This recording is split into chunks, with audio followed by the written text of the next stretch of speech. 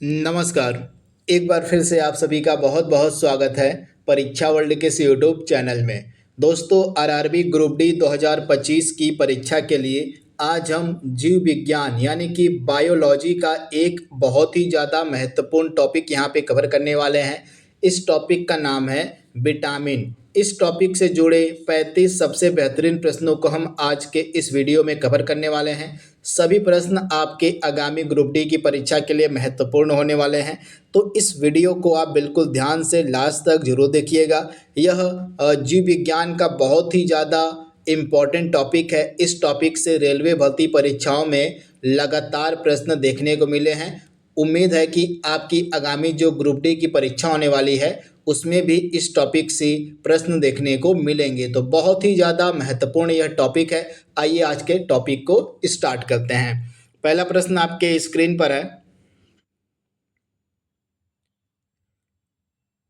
फंक के द्वारा निम्नलिखित में से किसका आविष्कार किया गया? फंक ने निम्नलिखित में से किसका आविष्कार किया था? तो आप लोग याद रखिएगा, विटामिन का। विटामिन का जो आविष्कार है फंक के द्वारा किया गया था, तो ऑप्शन आपका ए यहाँ पे सही हो जाएगा। आप सभी को याद रखना है। अगला प्रश्न आपके स्क्रीन पर है। निम्नलिखित में से यौगिकों के किस समूह को सहायक आहार कारक कहा जाता है? इसमें से किस यौगिकों के समूह को सहायक आहार कारक हम कहते हैं? तो आप सभी लोग याद रखिएगा, सहायक आहार कारक कहा जाता है विटामिन को। आप लोग याद रखिएगा, ऑप्शन आपका डी यहाँ पे सही हो जाएगा, विटामिन को। अगला प्रश्न आपके स्क्रीन पर है। विटामिन क्या होते हैं? तो विटामिन जो है जटिल कार्बनिक यौगिक होते हैं। आप लोग याद रखिएगा, विटामिन जो है जटिल कार्बनिक यौगिक होते हैं। ऑप्शन ए आपका सही हो जाएगा। इसके बारे में आपको याद रखना है, ऑप्शन ए। तथा विटामिन को जो है सहायक आहार कारक भी कहा जाता है। तो ये फैक्ट भी आपको याद रखना है, जो विटामिन होते हैं ये जटिल कार्बनिक यौगिक होते हैं। इसके अलावा इन्हें सहायक आहार कारक भी कहा जाता है। चौथा प्रश्न आपके स्क्रीन पर है। भोजन के वर्ग में प्रति यूनिट कैलोरी की सर्वाधिक मात्रा किसमें होती है? तो प्रति यूनिट कैलोरी सबसे अधिक मात्रा में आपको देखने को मिल जाएगी वसा में, यानी कि ऑप्शन आपका ए यहाँ पे बिल्कुल सही हो जाएगा। वसा में जो है प्रति यूनिट जो कैलोरी की मात्रा होती है वह सर्वाधिक होती है। ऑप्शन ए आपका सही हो जाएगा। अगला प्रश्न आपके स्क्रीन पर है। सेब का हृदय रोगियों के लिए विशेष महत्व होता है, तो आपको बताना है कि निम्नलिखित में से सेब किसका बड़ा स्रोत माना जाता है?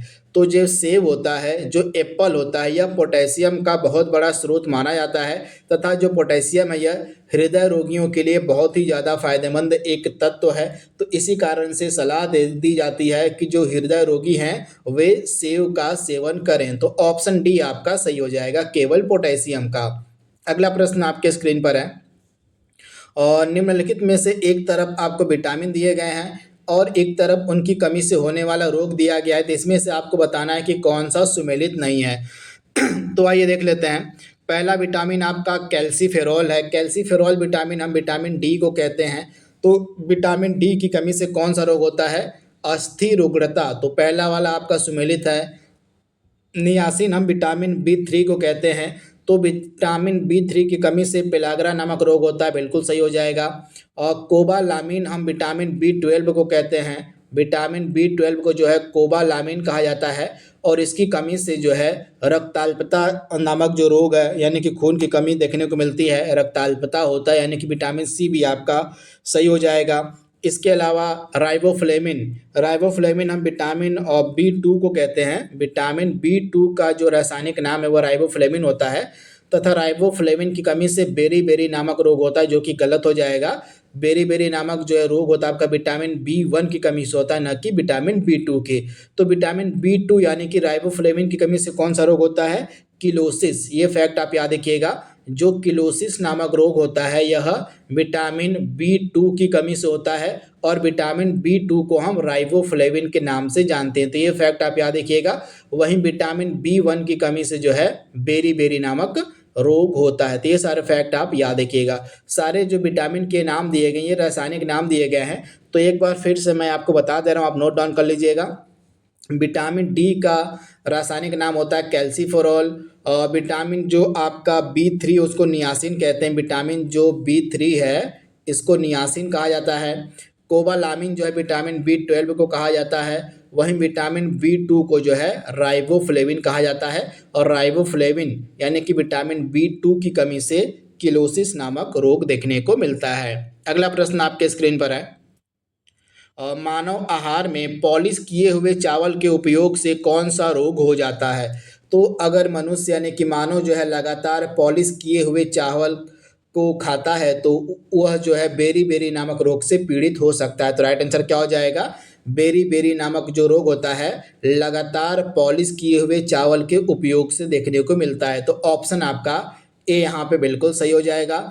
और जो विटामिन B1 है इसी की कमी से जो है बेरी बेरी नामक रोग होता है। विटामिन B1 को हम थायमीन के नाम से जानते हैं। विटामिन B1 को क्या कहा जाता है? तो थायमीन कहा जाता है। और इसकी कमी से जो है बेरी बेरी नामक रोग होता है। अगला प्रश्न आपके स्क्रीन पर है। निम्नलिखित में से कौन सा युग्म सुमेलित नहीं है? एक तरफ आपका विटामिन दिया गया है और उस विटामिन का स्रोत दिया गया है कि किससे विटामिन यह प्राप्त होता है।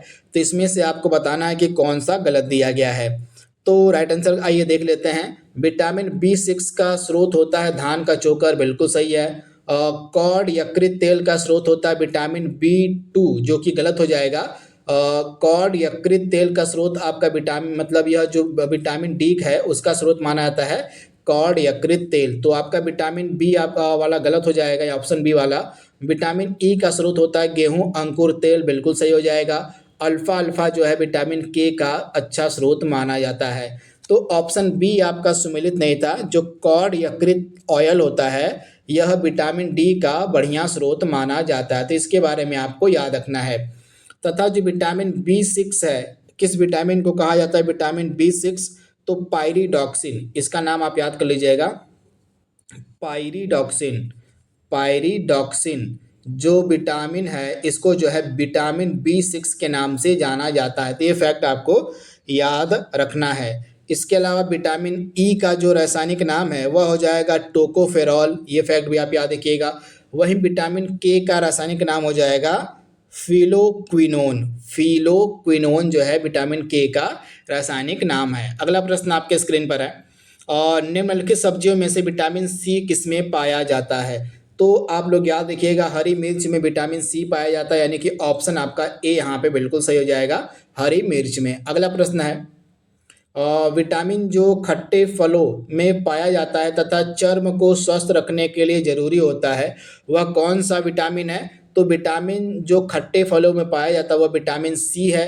तथा जो विटामिन सी है यह हमारे स्किन के लिए काफ़ी ज़्यादा महत्वपूर्ण माना जाता है। तो ये फैक्ट आप याद रखिएगा, यानी कि खट्टे फलों में विटामिन सी देखने को मिलता है। और विटामिन सी को हम एस्कॉर्बिक एसिड के नाम से भी जानते हैं। एस्कॉर्बिक एसिड भी कहा जाता है विटामिन सी को। तथा विटामिन सी की कमी से जो है स्कर्वी नामक जो रोग होता है वह देखने को मिल जाता है। ये फैक्ट भी आप याद रखिएगा, विटामिन सी की कमी से स्कर्वी नामक रोग होता है। तो ये फैक्ट भी आप याद रख सकते हैं। इसके अलावा विटामिन सी के अच्छे स्रोत क्या क्या होते हैं? खट्टा नींबू हो गया, टमाटर हो गया, पपीता हो गया, अमरूद हो गया, इसके अलावा कीवी हो गया। ये सभी जो है विटामिन सी के बढ़िया स्रोत माने जाते हैं। मतलब पपीता भी जो है विटामिन सी का बढ़िया स्रोत होता है। इसके अलावा आंवला भी जो है विटामिन सी का बढ़िया स्रोत माना जाता है। अगला प्रश्न आपके स्क्रीन पर है। घाव भरने के लिए निम्नलिखित में से कौन सा विटामिन सहायक होता है? तो विटामिन सी घाव भरने में काफ़ी सहायता देता है। ऑप्शन सी आपका सही हो जाएगा। अगला प्रश्न है। और निम्नलिखित में से कौन विटामिन सी का सर्वोत्तम स्रोत है? तो दिए गए ऑप्शन में से आंवला, आप लोग याद रखिएगा आंवला जो है विटामिन सी का सर्वोत्तम स्रोत माना जाता है। अगला प्रश्न आपके स्क्रीन पर है।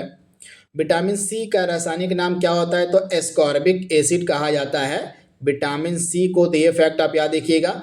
और विटामिन सी की कमी से स्कर्वी नामक रोग होता है। अगला प्रश्न आपके स्क्रीन पर है। विटामिन सी निम्नलिखित में से किसके अवशोषण में मदद करता है? तो विटामिन सी जो है लौह के यानी कि आयरन के अवशोषण में सहायता करता है। तो ऑप्शन ए आपका सही हो जाएगा, आयरन के यानी कि लौह के। अगला प्रश्न आपके स्क्रीन पर है। और निम्नलिखित में से किस विटामिन की कमी से खून का थक्का धीरे बनने की बीमारी होती है, यानी कि वह कौन सा विटामिन है, अगर हमारे शरीर में उस विटामिन की कमी हो जाती है तो जो ब्लड की क्लॉटिंग होती है, जो हमारे खून का थक्का होता है, वह धीरे धीरे जमने लगता है। मतलब धीरे धीरे बनता है, जिस कारण से अगर हमको चोट लगती है तो लगातार खून बह जाता है, जिसके कारण से हमारे शरीर में खून की कमी हो जाती है। तो इस विटामिन का नाम है विटामिन के। अगर विटामिन के की हमारे शरीर में कमी हो जाएगी तो चोट लगने पर जो रक्त का थक्का होता है वह नहीं बन पाता है, जिस कारण से जो खून है वह बहना बंद नहीं होता है। तो जो विटामिन के होता है, खून का थक्का बनने में यानी कि ब्लड की क्लॉटिंग करने में सहायता करने वाला विटामिन माना जाता है। तो आप लोग याद रखिएगा, ऑप्शन बी आपका सही हो जाएगा, विटामिन के। विटामिन के का जो रासायनिक नाम है वह क्या हो जाएगा, टोकोफे। और विटामिन के को हम बोलते हैं फिलोक्विनोन, इसका नाम आप याद रखिएगा, फिलोक्विनोन जो है कहा जाता है विटामिन के को। ये फैक्ट आप याद रखिएगा, इसका रासायनिक नाम आपसे एग्जाम में पूछा जा सकता है। तो ये चीज़ आपको याद रखनी है, ऑप्शन बी आपका सही हो जाएगा। अगला प्रश्न आपके स्क्रीन पर है। निम्नलिखित में से किस विटामिन का संश्लेषण आंत के जीवाणुओं के द्वारा होता है। तो इसमें से ऐसा कौन सा विटामिन है जिसका संश्लेषण जो है आंत के जीवाणुओं के द्वारा किया जाता है। तो विटामिन B12 और विटामिन के, इन दोनों का जो संश्लेषण है यह आंत के जीवाणुओं के द्वारा किया जाता है। तो ऑप्शन ए और ऑप्शन बी दोनों सही हो जाएगा। इसके बारे में आप याद रखिएगा, विटामिन B12 और विटामिन के, ये फैक्ट आपको याद रखना है। अगला प्रश्न आपके स्क्रीन पर है। निम्नलिखित में से कौन सा विटामिन सूर्य के प्रकाश की उपस्थिति में त्वचा में बनता है। तो जो सनलाइट है यह विटामिन डी का सबसे बढ़िया स्रोत मानी जाती है। तो ये फैक्ट आप याद रखिएगा, विटामिन डी का सबसे बढ़िया स्रोत सूर्य का प्रकाश माना जाता है। तो ये चीज़ आपको याद रखनी है। तथा विटामिन सी और डी का रासायनिक नाम है कैल्सीफेरोल। कैल्सीफेरोल जो है विटामिन डी का रासायनिक नाम है, ये फैक्ट आप याद रखिएगा, ऑप्शन आपका डी यहाँ पे बिल्कुल सही हो जाएगा। अगला प्रश्न आपके स्क्रीन पर है। विटामिन डी की कमी से कौन सा रोग होता है। तो विटामिन डी की कमी से जो है अब बच्चों में रिकेट्स होता है। तो आप लोग याद रखिएगा, बच्चों में जो है रिकेट्स होता है, और वयस्कों में जो है आपका ऑस्टियोमैलेशिया नामक बीमारी होती है विटामिन डी की कमी से। तो बी और सी आपका दोनों सही हो जाएगा। अगला प्रश्न आपके स्क्रीन पर है। विटामिन डी का रासायनिक नाम क्या हो जाएगा। तो कैल्सीफेरोल। कैल्सीफेरोल जो है विटामिन डी का रासायनिक नाम है, ऑप्शन आपका यहाँ पे सी बिल्कुल सही हो जाएगा। वहीं विटामिन सी का रासायनिक नाम हो जाएगा एस्कॉर्बिक एसिड, और विटामिन ए का जो रासायनिक नाम है वह रेटिनॉल है। तो ये फैक्ट भी आप याद रखिएगा, विटामिन जो ए है इसका रासायनिक नाम रेटिनॉल है, और विटामिन सी का रासायनिक नाम एस्कॉर्बिक एसिड है। वहीं विटामिन डी का रासायनिक नाम कैल्सीफेरॉल है। अगला प्रश्न आपके स्क्रीन पर है। और निम्नलिखित में से किस विटामिन को हम अर्गो कैल्सीफेरॉल कहते हैं। तो आप लोग याद रखिएगा, विटामिन एक डी होता है, एक विटामिन D1 होता है, और एक विटामिन डू आपका विटामिन ये D1 हो गया, एक विटामिन D2 हो गया, और एक आपका विटामिन D3 हो गया। तो विटामिन D1 को हम बोलते हैं कैल्सीफेरॉल, वहीं विटामिन D2 को कहा जाता है अर्गो कैल्सीफेरॉल, वहीं विटामिन D3 को क्या कहते हैं, कोले कैल्सीफेरॉल। तो तीनों विटामिन का नाम आपको याद रखना है। विटामिन D1 को कैल्सीफेरॉल कहते हैं, कैल्सीफेरॉल। विटामिन D2 को अर्गो कैल्सीफेरॉल, वहीं विटामिन D3 को कोले कैल्सीफेरॉल। यहाँ पे कोले, इसके बाद कैल्सीफेरॉल हो जाएगा। तो विटामिन D3 को कोले कैल्सीफेरॉल कहा जाता है। तो प्रश्न में क्या पूछा गया है कि अर्गो कैल्सीफेरॉल हम किसे कहते हैं। तो विटामिन जो आपका D2 है इसको कहा जाता है अर्गो कैल्सीफेरॉल। तो ये फैक्ट आपको याद रखना है। अगला प्रश्न आपके स्क्रीन पर है। और निम्नलिखित में से कौन सा युग्म सुमेलित नहीं है। तो नियासिन की कमी से कौन सा रोग होता है, पेलाग्रा होता है। तो आप लोग याद रखिएगा, और नियासिन को हम बोलते हैं विटामिन B3, ये फैक्ट आप याद रखिएगा। तो पहला आपका सुमेलित है। और थायमिन की कमी से बेरी बेरी नामक रोग होता है, इसको हम विटामिन B1 कहते हैं, ये भी सही आपका हो जाएगा। विटामिन डी की कमी से सूखा रोग होता है, इसको हम बोलते हैं कैल्सीफेरॉल कहा जाता है, बिल्कुल सही है। विटामिन के की कमी से बंध्यापन होता है, जो कि गलत हो जाएगा। बंध्यापन जो विटामिन ई की कमी से देखने को होता है, न कि विटामिन के की। तो विटामिन के की कमी से कौन सा रोग होता है। तो हमारे शरीर में जो रक्त का थक्का होता है वह धीरे धीरे बनने लगता है, अगर हमारे शरीर में विटामिन डी की विटामिन के की कमी अगर हमारे शरीर में हो जाएगी तो जो ब्लड की क्लॉटिंग होती है वह नहीं हो पाती है, जिस कारण से अगर हमको थोड़ी सी भी चोट लगती है तो खून जो है लगातार बहने लगता है, जल्दी जमता नहीं है। तो ये फैक्ट आपको याद रखना है। तो बंध्यापन जो है विटामिन ई की कमी से देखने को मिलता है। अगला प्रश्न आपके स्क्रीन पर है, और रतौंधी निम्नलिखित में से किस विटामिन की कमी से होता है? तो विटामिन ए की कमी से रतौंधी नामक रोग होता है। ये फैक्ट आप याद रखिएगा। विटामिन ए को हम रेटिनॉल कहते हैं। इसका रासायनिक नाम क्या है? इसका रासायनिक नाम हो जाएगा रेटिनॉल। तो ये चीज़ आप याद रखिएगा। और इसकी कमी से जो है रतौंधी नामक बीमारी होती है। ये चीज़ भी आपको याद रखनी है। अगला प्रश्न आपके स्क्रीन पर है, और मानव शरीर में विटामिन ए कहाँ पर संचित होता है? तो लीवर में यानी कि यकृत में जो है विटामिन ए संचित होता है। तो ऑप्शन ए आपका बिल्कुल सही हो जाएगा।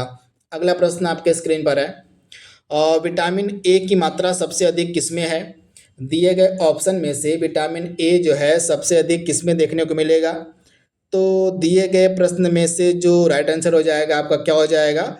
आपका आम में। आम आप लोग याद रखिएगा, यहाँ पे आम आपका बिल्कुल सही हो जाएगा। यहाँ पे थोड़ा सा इस प्रश्न में हमको कन्फ्यूजन है, तो इसको यहाँ पे रोक देते हैं। यहाँ पे इसका जवाब आपको कमेंट बॉक्स में हम दे देंगे कि दिए गए ऑप्शन में से विटामिन ए का सबसे अधिक मतलब विटामिन ए सबसे अधिक किसमें पाया जाएगा? इसका जवाब आपको कमेंट बॉक्स में बता दिया जाएगा। फिलहाल के लिए इसमें थोड़ा सा कन्फ्यूजन है। अगला प्रश्न आपके स्क्रीन पर है, और निम्नलिखित में से किसमें विटामिन ई की मात्रा अधिक है?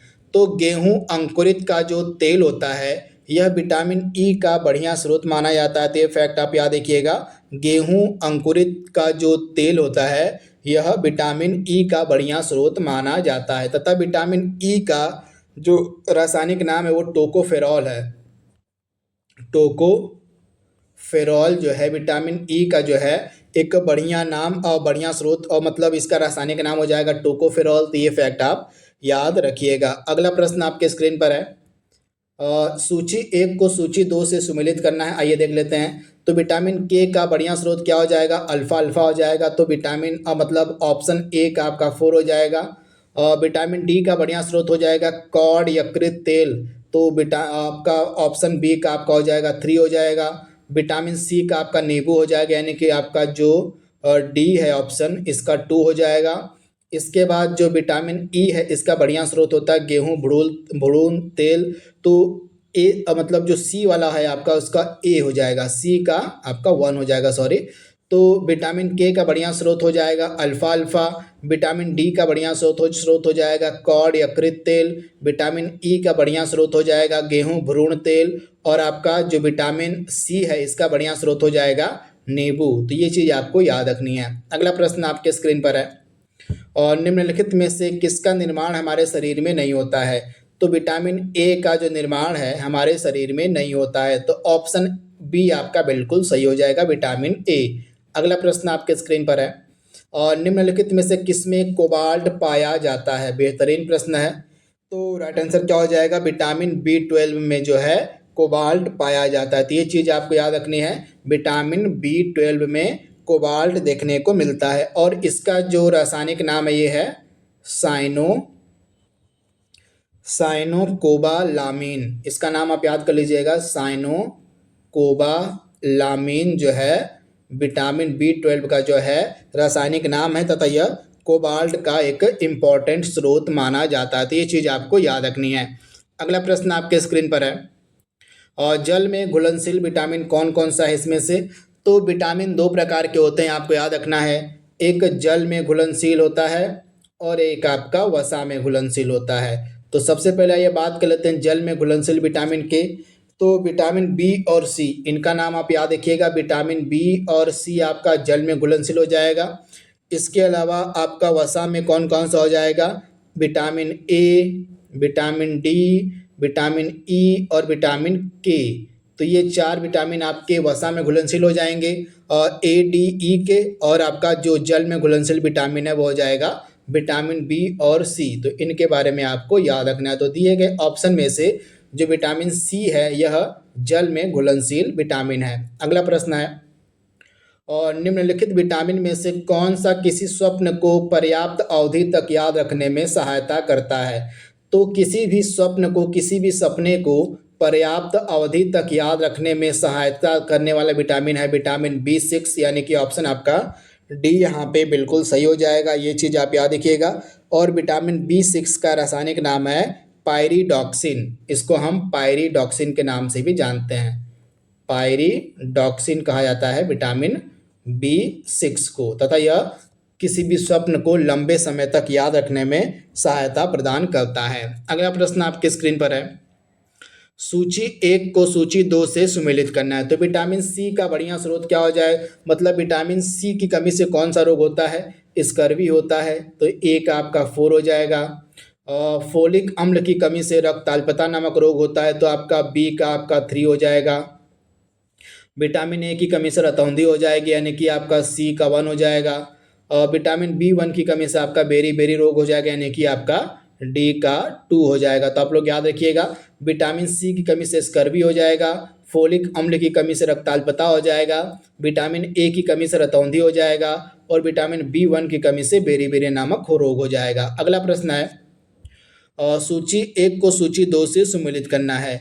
तो एक तरह विटामिन दिया गया और उनसे होने वाला रोग दिया गया है, तो आइए देख लेते हैं। तो रेटिनॉल किसका नाम है? विटामिन ए का नाम है रेटिनॉल।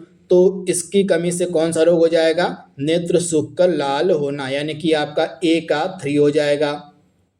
और टोकोफेरॉल किस विटामिन को हम बोलते हैं? तो विटामिन ई को कहा जाता है टोकोफेरॉल। तो विटामिन ई की कमी से कौन सा रोग हो जाएगा? बंध्यता हो जाएगा, यानी कि बी का 4 हो जाएगा। ये चीज़ आप याद रखिएगा, बी का 4 हो जाएगा। और साइनोकोबालामिन इसको बोलते हैं, कोबालामिन ए नहीं होगा यहाँ पे। तो साइनोकोबालामिन जो है विटामिन B12 का रासायनिक नाम है। तो विटामिन B12 की कमी से कौन सा रोग हो जाएगा? तो आप लोग याद रखिएगा, विटामिन B12 की कमी से जो है घातक रक्ताल्पता देखने को मिलती है। तो आपका क्या हो जाएगा? सी का 1 हो जाएगा। पायरिडॉक्सिन हम बोलते हैं विटामिन B6 को। विटामिन B6 का रासायनिक नाम हो जाएगा पायरिडॉक्सिन। तो पायरिडॉक्सिन की कमी से कौन सा रोग हो जाएगा? मानसिक व्याधि हो जाएगी, यानी कि डी का आपका 2 हो जाएगा। तो इस प्रकार से यह सुमेलित हो गया है। तो इस प्रश्न को सॉल्व करने के लिए अगर आपको सभी विटामिन का रासायनिक नाम पता है, तभी आप इस प्रकार के प्रश्न को सॉल्व कर पाएंगे। तो जितने भी विटामिन मैंने आपको पढ़ाए हैं अभी तक, उन सभी के मैंने रासायनिक नाम भी आपको बता दिए हैं। तो सभी के रासायनिक नाम आपको रट जाने हैं, याद कर लेने हैं। रासायनिक नाम भी आपसे एग्जाम में जरूर पूछे जाएंगे ग्रुप डी की परीक्षा में। अगला प्रश्न आपके स्क्रीन पर है, जो कि आज का लास्ट प्रश्न भी है। और निम्नलिखित में से कौन सा यौगिक एक विटामिन नहीं है? तो इसमें से कौन सा यौगिक एक विटामिन नहीं है? तो नियासिन आपका एक विटामिन है। इसको हम क्या बोलते हैं? नियासिन को विटामिन B3 कहते हैं, तो ये आपका विटामिन है। थायरॉक्सिन आपका एक विटामिन नहीं है। रिबोफ्लेविन को हम बोलते हैं विटामिन B12 का यह रासायनिक नाम है। पायरिडॉक्सिन जो है विटामिन B6 का रासायनिक नाम है। तो इस प्रकार से ऑप्शन बी आपका विटामिन नहीं था। तो ये चीज़ आपको याद रखनी है। तो इस प्रकार से 35 जो प्रश्न आपके विटामिन के टॉपिक से बन सकते थे, उसको हमने कंप्लीट कर लिया है। आई होप यह वीडियो आपको फ़ायदा पहुंचाएगा आपके ग्रुप डी की परीक्षा में। तो आज के लिए बस इतना ही। Thank you, thanks for watching, thank you.